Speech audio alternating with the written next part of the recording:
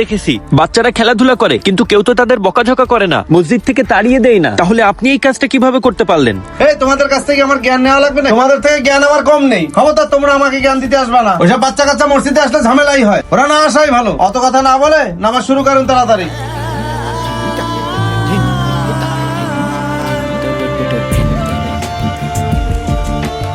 হুজুর, আমি আপনাকে আগেই বলছিলাম উনাকে আমরা কেউই বুঝাইতে পারবো না।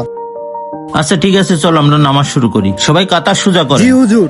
আল্লাহু আকবার। আল্লাহু আকবার।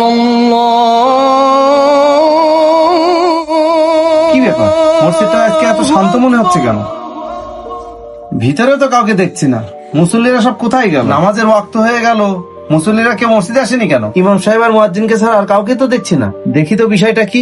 কি ব্যাপার ইমাম সাহেব, মসজিদে নামাজের ওয়াক্ত হয়ে গেল, মুসল্লিরা কোথায়? ভাই, আজকে তো কোনো মুসল্লি আসেনি। কেন, কি বলেন, মুসল্লি আসেনি কেন? কেন আসেনি বুঝতে পারতেছেন না? তারা তো আপনার জন্যই আসেনি। কি বলেন, আমার জন্য আসেনি মানে? শোনেন, আমি আপনাকে বুঝিয়ে বলতেছি। আপনি গতকালকে বাচ্চাদের সাথে খারাপ ব্যবহার করছিলেন না, এই জন্য বাচ্চারা তো আসেনি, বরং তাদের সাথে খারাপ ব্যবহার করার কারণে কোনো মুসল্লিই আসেনি। এমনকি বাচ্চাদের গার্জিয়ানরাও এই মসজিদে আসবে না এবং বাচ্চাদেরকেও এই মসজিদে আসতে দেবে না। আপনি তো এটাই চেয়েছিলেন। এখন একা একা নামাজ পড়েন, সমস্যা কি? আপনি চরম ভুল কাজ করেছেন, মসজিদের অনেক বড় ক্ষতি করেছেন। এখন এই যে মসজিদে মুসল্লি আসতেছে না, এর দায়ভার কিন্তু সম্পূর্ণটাই আপনার। জামাতে নামাজ আদায় করলে 70 গুণ সব বেশি হয়। আপনি এটা থেকে সবাইকে বঞ্চিত করেছেন, এর দায়ভার আপনাকেই নিতে হবে। হ্যাঁ আল্লাহ, আমি কত বড় ভুল করে ফেললাম। এত বড় দায়ভার আমি কিভাবে নেব? না না, আমাকে কিছু একটা করতে হবে। এর জবাব দিতে আল্লাহ সুবহানাহু ওয়া তাআলার কাছে আপনাকেই দিতে হবে। হুজুর, আমার অনেক বড় ভুল হয়ে গেছে, আমি আমার ভুল বুঝতে পারছি। হুজুর, আপনারা থাকেন, আমি একটু আসছি। আরে উনি কোথায় চলে যাচ্ছে?